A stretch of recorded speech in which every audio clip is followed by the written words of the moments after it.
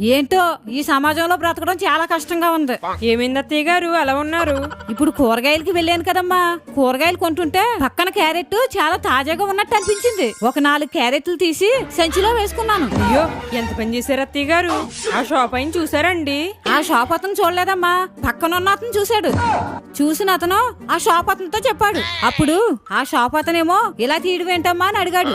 నేనేమో తీయలేదని దబాయించిపోయాను. ఇవి మీ షాపులోవి కాదు, పక్క షాపు నుంచి కొని తెచ్చుకున్నాను అన్నాను. అయినా సరే ఆ పక్కన చూసిన ఆయన ఏమన్నా ఊరుకున్నాడా?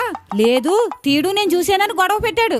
తీసినట్టు ఒప్పుకుందామా అనుకున్నాను. ఇదేంటమ్మా ఇంత వయసు వచ్చినా బుద్ధి లేకుండా చేసిన తప్పు ఒప్పుకోవడం లేదేంటి అన్నారు. అలా అంటున్నారని తప్పు ఒప్పేసుకున్నాను. తర్వాత ఏమంటున్నారు? సిగ్గు లేకుండా చేసిన తప్పు ఎలా ఒప్పుకుంటుందో చూడు అంటున్నారు. మరి ఈ సమాజంలో ఇంకెలాగమ్మా బ్రతకడం? అందుకే అత్తయ్య గారు ఏదైనా ఫ్రీగా రావాలని కక్కుర్తి పడకూడదు. అదే కదమ్మా.